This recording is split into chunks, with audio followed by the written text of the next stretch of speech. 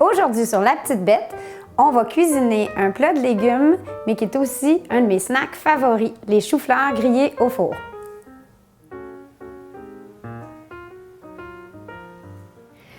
Donc, on commence la recette avec un chou-fleur.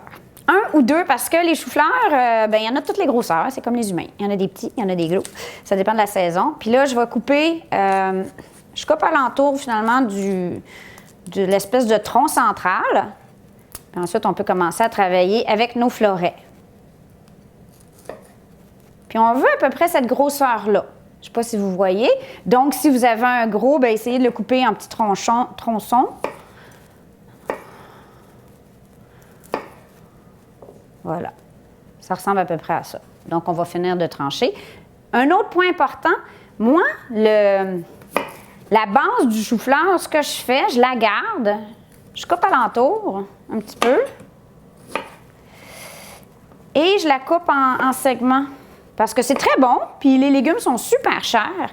Alors, pourquoi acheter cette partie-là? En tout cas, moi, je la mange. Il y en a qui ne sont pas d'accord. Mais, en tout cas, essayez. Vous verrez. Surtout pour les soupes. Donc, je la coupe en tronçons, puis je le mélange avec mes fleurets. Voilà. Donc, moi, je sors toujours mes choux-fleurs directement dans l'essoreuse. En fait, je les rince dans la centrifugeuse, la brasseuse à salade, en tout cas, là, appelez ça comme vous voulez. Comme ça, bien, après ça, c'est important de sortir l'humidité parce qu'on ne veut pas que les choux-fleurs bouillent, on veut qu'ils grillent. Donc, la mienne, bien, vous allez vous faire un petit peu de triceps en même temps. On fait une coupe de tour. OK.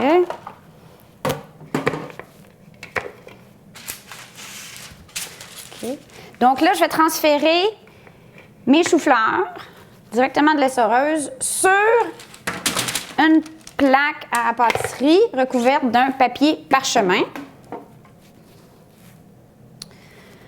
Et je mets assez d'huile pour couvrir quand même bien mes choux-fleurs.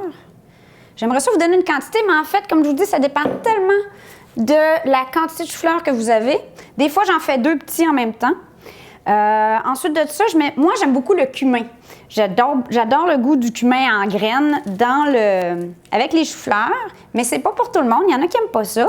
Donc, si vous n'aimez pas le goût des graines de cumin directement, soit vous le faites avec du cumin moulu.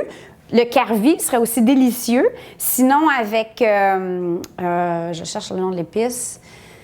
Cumin, carvi, curcuma. Avec du curcuma, c'est super bon, c'est hyper santé. Donc, poivre, sel, curcuma, ça fera un super bon mélange. C'est sûr qu'avec du curcuma, votre chou-fleur va être bien jaune, mais ça lui donne un petit look exotique qui n'est pas mauvais du tout. Donc, on mélange tout ça. Il me reste aussi, j'ai oublié le sel et le poivre. Alors, 2 bonnes pincées de sel, ou une, dépendamment de la quantité que vous avez. Et du poivre frais du moulin. Voilà. Là, on essaie de se retrousser les manches sans mettre de l'huile partout. Et on mélange tout ça pour que ça soit bien enrobé. Donc là, j'ai bien intégré tous les ingrédients avec mes choux-fleurs. Ce que j'ai mis, c'est de l'huile d'olive en passant. Et on voit qu'il y a de l'huile un petit peu partout. Il ne faut pas non plus que ça déborde. Et on essaie de bien remplir, mais sans trop remplir. Parce que si vous avez beaucoup trop de fleurets et qui embarquent un par-dessus l'autre, en fait, ça va cuire à la vapeur plutôt que griller. Donc, si vous avez ça comme situation, sortez-en un peu. Mettez-les l'extra dans un bol et vous le ferez en deux plaques au four. Donc, maintenant, c'est prêt. Il me reste à le mettre au four. Moi, je le mets à 400 convection. Si vous n'avez pas un four à convection, mettez-le à 425. On l'insère tout simplement. Pour la minute d'humilité de La Petite Bête cette semaine, ça va faire mal. Je me mets à nu. Ben non. Tenez-vous-en, je vous montre l'intérieur de mes placards. On va parler épices. J'ai l'air hyper organisée là, de même à la télé, là, sur mes capsules web, avec mes petits pots en verre, mes petits outils, mes petites épices toutes bien séparées. Mais dans la vraie vie, c'est pas le même. Je fafouine dans mes tiroirs, j'en ai un peu partout. Et c'est la quantité et non l'organisation qui compte. Donc, j'ouvre mes tiroirs, venez voir ça. Alors ici, c'est le tiroir des épices communes. C'est pas en ordre alphabétique, c'est un peu tout, un par-dessus l'autre. Ensuite, ça c'était le numéro 1.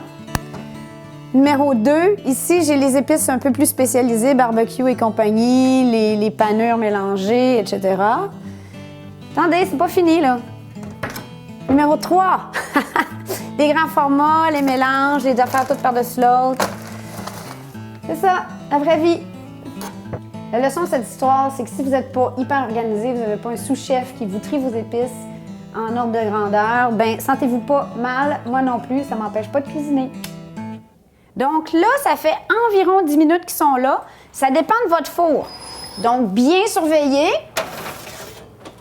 Quand ça ressemble à...